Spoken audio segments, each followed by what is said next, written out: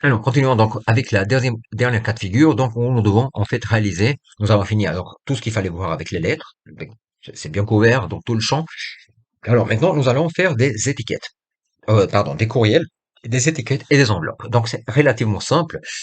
Vous avez reçu par email, en fait, cet email-là de votre supérieur hiérarchique qui vous demande bonjour, suite à votre offre professionnelle, il faudrait donc ce texte-là envoyer à tous nos clients. Pour l'exercice, donc, nous allons en fait simplement faire donc nous avons le contenu de la lettre ici, pardon, de notre courriel. Donc nous allons générer donc plusieurs courriels pour tous nos clients. C'est comme ça que vous recevez en fait les emails chez vous.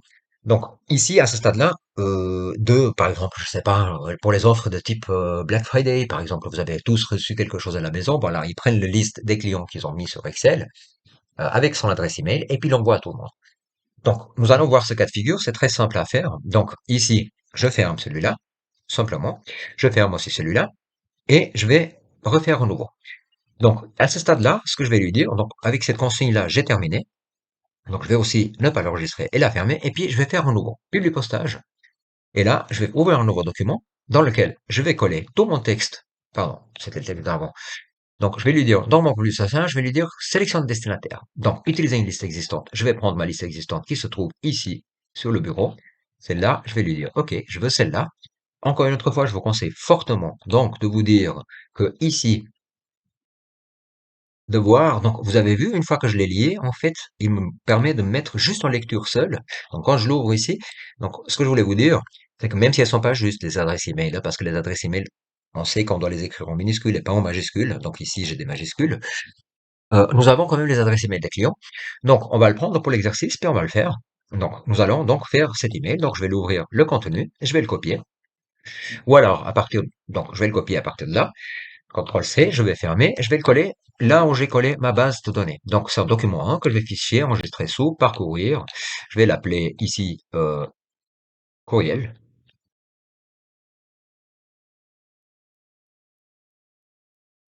offre, 15%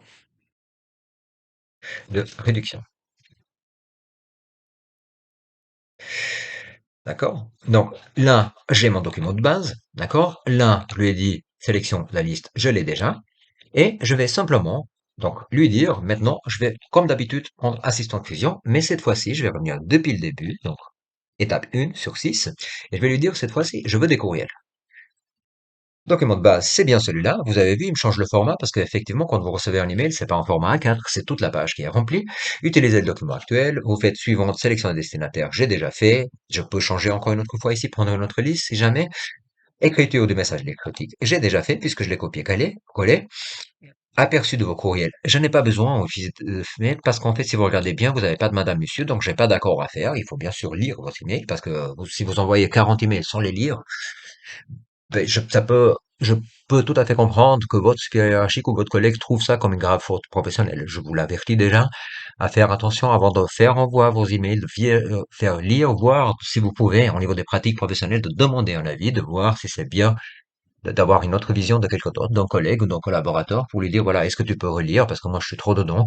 Est-ce que tu peux relire un tout petit peu? Voilà. Soyez très prévoyant, hein, quand vous faites du passage, parce que si vous imprimez 200 lettres ou alors vous faites un email avec des erreurs, ben, ça passe pas au niveau professionnel. Donc, maintenant, si je continue, donc, suivante, aperçu de vos courriels. Donc, là, il va montrer à quoi ils correspondent, mes courriels. Donc, ils sont comme ça. Donc, j'aurai tous les destinataires qui sont là, hein, un après l'autre. Destinataire 1, 2, 3, 4. Je peux aussi, bien sûr, ici, exclure les destinataires. Je peux modifier la liste. Donc, ici, je peux faire les tris, je peux faire les filtres, comme j'avais fait tout à l'heure. Je peux même chercher des doublons. Je voulais vous montrer rapidement ça. Par exemple, ici, si je cherche un doublon, il me dit que j'ai plusieurs Suzanne, parce qu'il retrouve le même nom, j'ai plusieurs Nicolas, mais dans ce cas-là, ça joue parce que les noms de famille sont les mêmes. Et rechercher un destinataire ici, je peux aussi, par exemple, vous rappeler, quand le cas de figure était un peu plus tôt, Jean-Daniel, je peux aussi lui dire, dans le champ, par exemple, le prénom, et là, il va me le trouver, hein, d'accord? Comme tout à l'heure, donc, il me trouve Jean-Daniel, donc je peux l'exclure si j'ai envie. Donc, je peux faire, cliquer et l'exclure. Donc, rechercher un destinataire. Et valider les adresses, c'est simplement, on valide toutes les adresses, vous devez installer, mais il faut avoir un logiciel un peu spécial qui est installé dessus. Donc on fait OK. Donc j'ai rien changé, hein, à ce moment-là. Je peux exclure, comme nous avons vu, un destinataire ou un autre, et ainsi de suite. Donc là, je vais faire fin de la fusion. Et puis là, je vais faire les courriels. Donc, si je clique ici terminer, fusionner, d'accord? Donc, pardon, courriel ici, il va me dire, ah, quel est le votre, vous envoyez à qui? À quel champ? Donc, quand je regarde ici, si je regarde bien, c'est dans le champ email. Oui, oui, c'est celui-là. C'est là où tu vas trouver les adresses email. La ligne de l'objet, c'est-à-dire, attention, qu'est-ce que vous voulez mettre comme titre à votre email? Par exemple, offre promotionnelle de 15%. D'accord? Format du message HTML. Rappelez-vous, hein, HTML, ça permet de garder la mise en forme que vous avez ici, le bleu, le grain, la taille, etc. Vous pouvez ici, comme d'habitude, faire l'enregistrement de 1 à 10, si vous envoyez à 10 personnes, ou à tout le monde. D'accord? Vous pouvez faire que sur la personne sur l'enregistrement en cours, sur la personne sur laquelle vous êtes en train de travailler, c'est-à-dire, si vous vous rappelez un tout petit peu plus tôt, si je reviens, j'étais sur le destinataire 21. Donc, fin de la fusion. Et une fois que j'ai fait tout ça, donc une fois que j'ai mis l'objet, etc., etc., là, je le passe rapidement. Ben, il m'envoie. Là, je vais pas faire OK parce que sinon il va m'ouvrir et il va effectivement essayer de m'ouvrir Express pour pouvoir envoyer tout ça. Donc, on va devoir faire annuler à plusieurs reprises, donc 21 fois précisément, puisqu'il y avait 21 destinataires. Donc, je vais faire annuler, mais vous avez compris comment ça fonctionne. Maintenant, nous allons regarder rapidement comment on peut faire les étiquettes. Donc, pour les étiquettes, c'est extrêmement simple. Vous ouvrez, en fait, par exemple, vous voulez faire une étiquette simple, vous allez sur Internet, vous allez forcément devoir les acheter, ces étiquettes autocollantes. Donc, si on prend, par exemple, ici dans le site avery.fr, vous avez les étiquettes multi-usages A4. Si vous prenez, par exemple, celle-là, vous notez bien LR3475.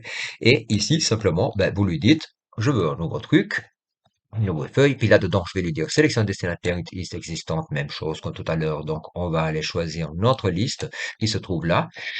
Vous faites OK ici aussi, et puis là, vous venez ici, assistance fusion, pas à pas, et vous faites simplement, je veux faire utilisation de liste existante, oui, tout à fait, écriture de votre lettre, euh, pardon, je reviens dès le début. Alors, je vais lui dire, par exemple, que je veux des étiquettes ici, document de base, donc je prends mes documents de base, et puis là, je vais lui dire sélection des destinataires, effectivement, je vais prendre, et là, il va m'ouvrir en fait simplement le type de étiquette que je veux. Et quand je regarde bien, ben, en fait, ici, j'ai la Very, et puis je peux prendre le 3475 qui est là, ou L3475. Donc, si vous cliquez sur L3475, vous arrivez jusqu'en bas, L3475. Mais ça fonctionne aussi si vous prenez le 3475. Donc, on va peut-être 3475, je vais arriver à le trouver plus rapidement. 3475, d'accord. Vous faites OK. Alors, vous lui dites bien que c'est avéré à 4, sélection manuelle dont vous n'avez pas à le toucher parce qu'il se trouve en fait dans le bac, donc c'est par défaut. Donc là, il vous montre, si vous cliquez dessus, en fait, quelles sont les tailles, quels sont les espacements, où est-ce que ça va se placer le texte, quel est le pas horizontal, le nombre d'étiquettes et ainsi de suite. Donc, vous faites annuler, vous laissez ça par défaut, et en fait, vous faites OK. Et une fois que vous avez fait OK, là, vous faites simplement insérer un champ de fusion. Donc là, si vous faites, alors, sélection d'une autre liste, document de base, OK, suivant, disposition de vos étiquettes, mettre à jour toutes les étiquettes, d'accord? Là, il vous met enregistrement suivant. Et là, il vous reste une seule fois à insérer le champ de fusion. Et là, vous pouvez mettre par exemple le genre, madame, monsieur. Encore une autre fois, hein, ici, il faudra, vu que vous en aviez F, il faudra mettre, si c'est madame ou c'est monsieur, il faudra faire le, le- la règle. Donc ici, on va lui dire donc c'est le nom, le prénom. Donc insérer le nom, la même chose. La rue, insérer le NPA, insérer. Et le code, la localité insérée, vous faites fermer. Et là, bien sûr, le genre, vous faites une petite règle, comme on avait fait tout à l'heure. Je vous laisse la refaire, hein, c'est jamais égal à F, madame. C'est pas là, mais c'est le genre. Donc là, c'est madame. Je regarde juste combien de temps il reste. Ah, il nous reste quelques secondes, donc on va faire vite. Madame, monsieur, d'accord? Et là, vous faites OK. Et si vous avez ça, vous passez donc dans prénom, nom. Là, vous retournez, là, vous faites Enter.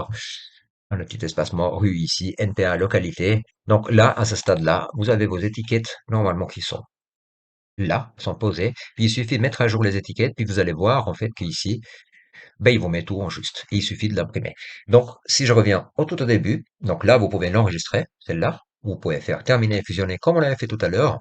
modifier les documents, puis il nous imprimera toutes les étiquettes.